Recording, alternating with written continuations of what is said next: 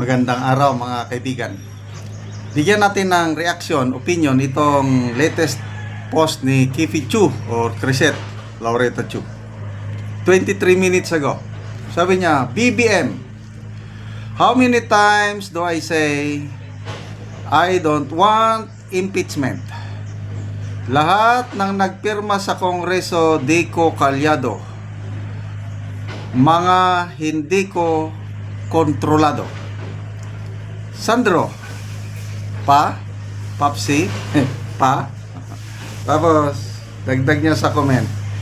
Di ba naisip ni BBM that by saying this, he really proves what PRRD said about him being weak?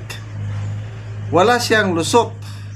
Either he's lying or he's so weak, he can't even control his son.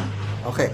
So, diyan tayo mag-focus sa ating opinion, reaction. Ano ba?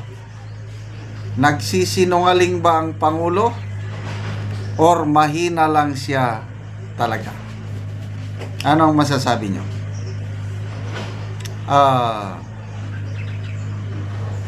Ang sa akin is he's a weak leader. More of a weak leader.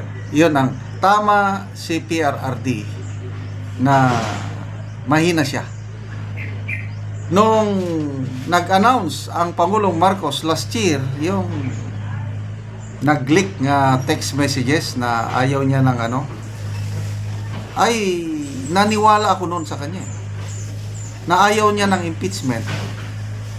At natuwa ko dahil nagsalita siya, inamin niya nga siya yung nag-text sa mga kongresista na kung pwede huwag matuloy ang impeachment. Natuwa ko. Lalo na nung sinundan ng dambuhalang rally ng Iglesia ni Cristo na huwag nang ituloy ang impeachment.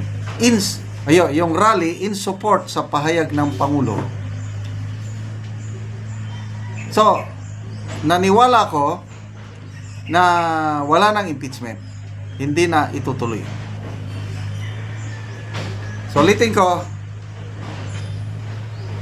gusto talaga ng Pangulo na wag matuloy ang impeachment. Kaya lang, biglang natuloy. Bakit? Iyon na nga, may mga gustong matuloy na hindi niya kayang napigilan. Doon sa pahayag ni Congressman Toby Chanco, naniniwala ako kay Congressman Toby Chanco na ayaw din niya ng impeachment. Very close si Congressman Toby Chanco at Presidente. So, to me, akin lang ito, ayaw din niya talaga. Kaya lang, dahil nga sa kanyang weak leadership, yung angkin niyang sobrang bait, so pure, so kind, nung ipilit yung impeachment, dahil, again, quoting Congressman Chanco, kasi naipromise para mabilis mai-release yung mga pondo, kaya nagpirmahan sila. Walang nagawa ang Pangulo. So, to me, this is more of a sign of weakness as a leader. So, bakit na pati yung anak niya, hindi niya napigilan? Hindi ba sila close ng kanyang anak? O may sariling diskarte din ng anak? Kagaya ba si Tatay Digong at BP Sara? O si then Mayor Inday Sara? Gusto ng Tatay Digong, kakandidatong presidente ang kanyang Yunika Iha. Hindi nakinig ang anak. Nagkandidatong vice president. O kaya nagkagulo-gulo tayo ngayon. So, ganun ba ang relasyon nilang mag-ama? At pati anak niya hindi niya makontrol. Pinsan. Palaging sumasama si Speaker Martin Romualdez. Ngayon, nasa Malaysia sila. Nandun palagi sa likod ng presidente ang kanyang pinsang speaker. So, bakit hindi nasunod? Bakit? Sa tingin ko parang close naman sila. Parang wala namang away. Kasi kung medyo may friction between PBBM and Martin Romualdez, hindi na sana palaging sumasama si Speaker Romualdez. Kaya lang, sunod-sunod pa rin. O baka may third force.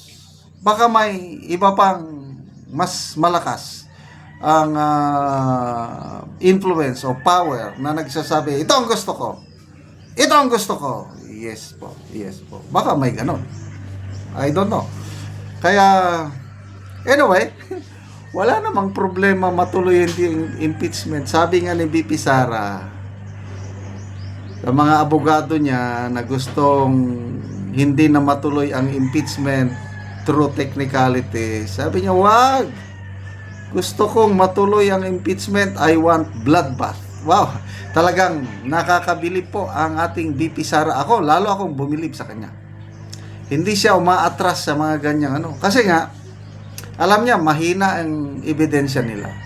Yung confidential funds, mahina yon. Yung mga kill remarks, mahina. Yung mga articles of impeachment, kahit hindi ako abogado, sa tingin ko, mahihina ang ebidensya nila.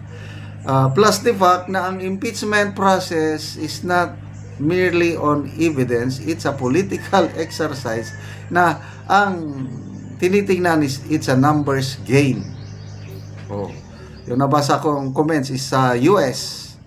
Yung unang term ni President Donald Trump, inimpeach siya sa House dahil majority ang Democrats doon.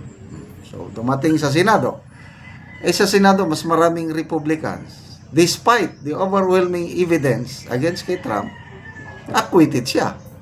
Kasi nga, it's a numbers game. So, ngayon, judging by the composition of the new Senate, 20th Congress, ay talagang talo sila. Kahit bali-balihin mo pa, 8 sa mga senators, yung incumbent, re-electionist, tatakbo sila sa 2028. Hindi nila itataya ang kanyang re-election bid by voting conviction for BP Sara dahil alam na nila itong mga surveys na lumalabas, malakas pa rin ang mga Duterte. Yung pinaka-latest na survey ng Pulse Asia, 63% nagtitiwala kay Tatay Digong, 50% nagtitiwala kay BP Sara, only 32% nagtitiwala sa presidente. Babanggain mo yung ganyang trust rating ng mag-ama. Kaya, bring it on. Ituloy ng impeachment. Kahit pabor o hindi ang Pangulo, we want bloodbath. Salamat mga kaibigan sa inyong pagsubaybay sa ating channel. Nakakatulong kayo ng malaki sa tribong Talandig ng Bukidnon dahil ang sweldo po natin sa channel na ito is pantulong sa tribo. Namimigay tayo ngayon ng libreng yero at pako para makapagpatayo ng bahay ang tribong Talandig ng Bukidnon. Ayong hapon. Karon mao na ni ang balay sa tabangan na Moogero nga trapal lang gani. So naihero apan lata na gid kaayo. So gibutangan lang og trapal. Karon nagpatindog na ni sila og bag-ong balay kay natagaan naman sila og gero. Atong basitahon karon ang bag-o nilang balay. Salamat sa mga panalangin. Karon makabalay na ko og bago. Wa na tulo. Bago naman nga sin. Inaton ta sa sunod na apay panalangin. Sige. Kaya kaya sa mga panalangin. Yugsak mo rin. Para sa sindi. Isa mga dilan sa mga tao ba? Pwede man ko sige ko rami interview. Oh, asas. Manuwa ka. Dia ka tabo. Bisa bang pakanan? Taloy tampuri ba? Ay ndo kuno dia gali. Angkat yan. Bisa nindo.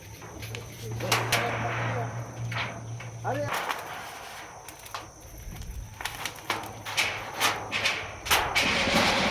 Okay, wala ulan.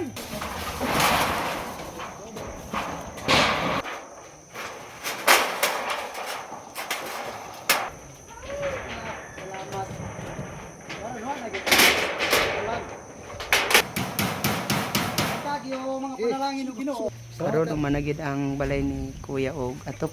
So indot na gyud nga tan-awon. Kanya unsa man imong maistorya nga humana man gyud kag atop? Maayo nimong balay.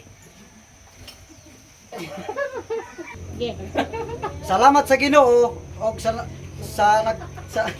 Oo. sa nagtanaw sa video og sa nagtabang. Oh, sige, salamat.